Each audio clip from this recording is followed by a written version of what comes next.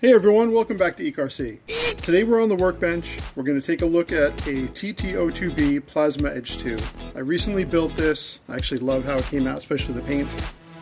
I do have a little crease in the sticker, but that's okay. They're not, what are you going to do? As soon as you start running these, they're not going to be perfect anymore, so I think it looks great. Anyway, let's talk about this, and I'm going to tell you the upgrades that I made to it, and just my personal opinion on the build experience, and why I think this might be a good one for really anybody in the hobby. Okay, let's open this guy up. Those of you that are familiar with the TT-02, this will look exactly like any other TT-02. It's the same chassis as any other TT-02, meaning also the on-road cars. So it's got the same differentials, the steering's the same except for the arms. The only thing that's different between this and the on-road cars is the suspension, the bumper, the suspension arms, and that's pretty much it. They basically took the on-road car and made it a buggy. Mine has a few different things. This is not your standard build right out of the box. I did make some changes to it. Let's just take a look at a few things here. The one obvious change is I did not use the original wheels and tires. They come with like the fluorescent yellow ones and the spike tires. I like to do a little bit of driving on-road and off-road, so I figured I would use these. I had a spare set left over.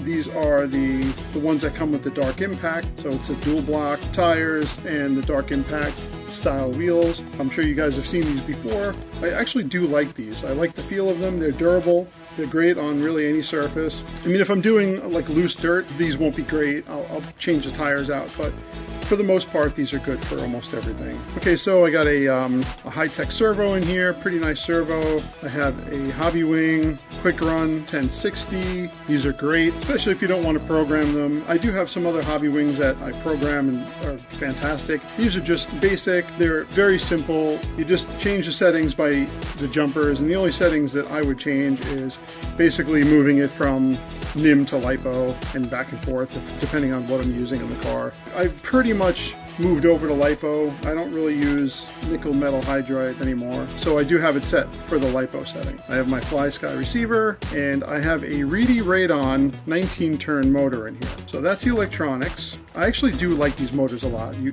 can tune them. They do have ball bearings. They run very smooth, pretty quiet, and they're very affordable. Other than that, we have some obvious things here, like carbon fiber shock towers, front and rear. If you're familiar with the TT-02B, you know that these have a lot of flex in them. Even when you pushing down on it, when the car is driving, these will literally flex forward, and it kind of takes away from the suspension. I actually like this upgrade quite a bit. On top of that, it actually comes with the turnbuckles. As you see, it comes with front and rear turnbuckles. That's all part of the kit. Now, this is the most expensive upgrade I did. I believe it was about $50. Now, don't quote me on that. Maybe I'll put the price up here somewhere. I actually think this is totally worth it, and I'll tell you why in a few minutes. I also went with the aluminum center shaft and drive cups that go with it. I also opted for the high-speed gearing set, which gives you options to change out the spur. And I also went with a Robinson Racing pinion gear 22 tooth. The only thing I have to watch out for is heat on the motor. So far when I've been running it, it's mostly on like some, loose dirt and on the road. So I haven't felt that it's gotten too hot. I haven't done a complete full pack through it yet. I'm kind of letting the motor work in, and we'll see in the future how it does. But these don't really overheat too much, running the 2S that I'm running. And if it does heat a little bit, it never really gets that hot where it goes into like shutdown mode or something. It's, the ESC and the motor combination have been really good. So I'm happy with how it performs. And let's face it, the Tamiyas are not, please don't be upset with me, they're not really high performance buggies. So they're just for fun, to play around with them, to rebuild them, to upgrade them. They're just fantastic. And if anybody is new to Tamiyas and are watching my videos for the first time, I highly recommend any Tamiya kit. Mostly because when you build it yourself, you get to see how all the mechanics work. You can see the engineering and the design and all the thought that's put into it. Guess what happens when something breaks? You're going to know most likely what it is. And if you don't know what it is, you start taking things apart, you'll eventually figure it out. Most of what you get with this kit, not the upgrades, the hop-ups that I put on, almost everything is plastic. So this is normally plastic, these are plastic, You know, these shock towers are all everything's plastic. All the gearing is plastic in this buggy. But the good thing about that is that now you can get metal gears for these. You can get ball diffs. I actually like the gear differentials. They're smooth, they're quiet, and I did shim them up properly because, you know, if you don't shim them properly, sometimes there's, you know, there's too much space in between and it makes things wobble and move around and eventually they wear down more.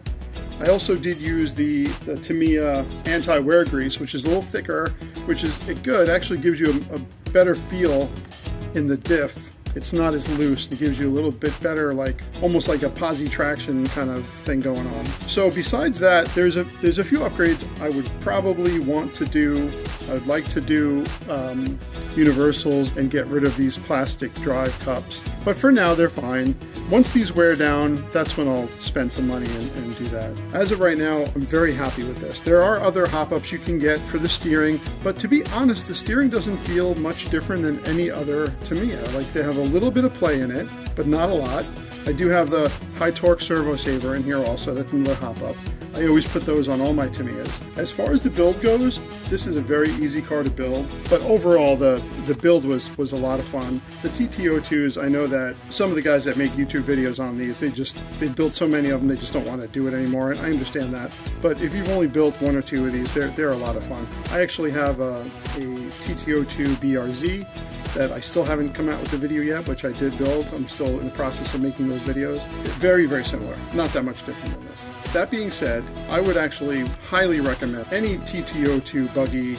I would highly recommend. The main reason why is because you can get parts so easily for these. Not just hop-up parts. You see the hop-up parts I put on, those are the ones that I prefer.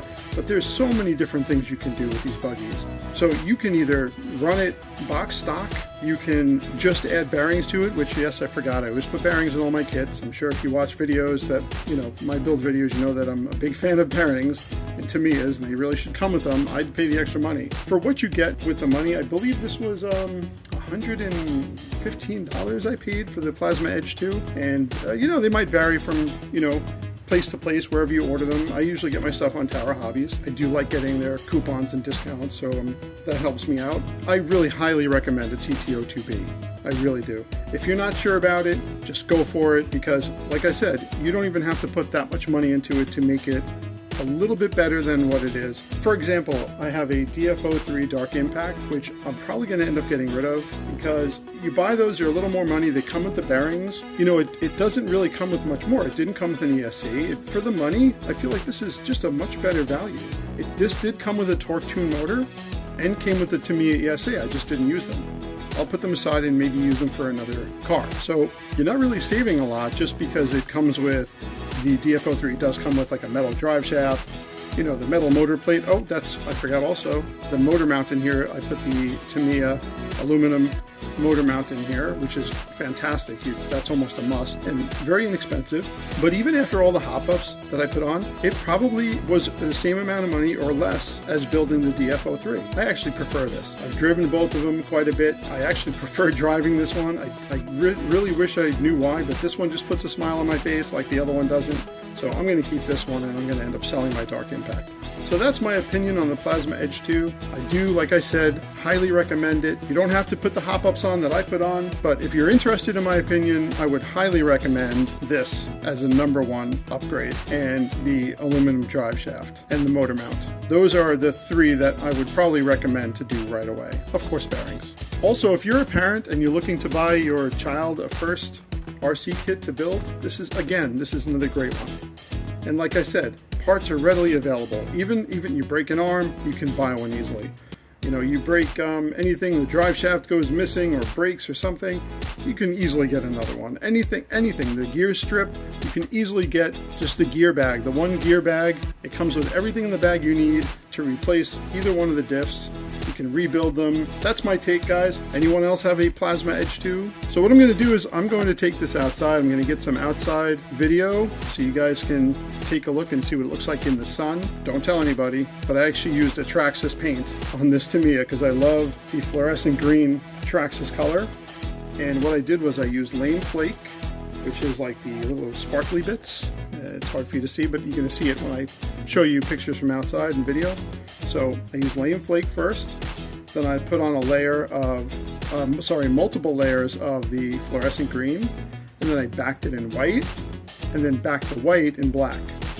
So you can see the black underneath the wing here, and I think it came out fantastic. I love how it looks. It handles great, like I said, and I'll probably make some future videos of these, maybe some other upgrades. We'll see. Anyway, thanks for watching, guys. Oh, and I also did smoke the windows. I actually like smoking the windows. I prefer that over decals or painting them black. I actually like that. I don't want to leave them clear either, because then you can see the insides. Thanks for watching, everyone. I hope you enjoyed this video. If you have any questions about the TT-02B, let me know. Any comments? Do you guys have any? What's your favorite Tamiya or your first Tamiya that you built? Please like and subscribe, and I'll see you all in the next video.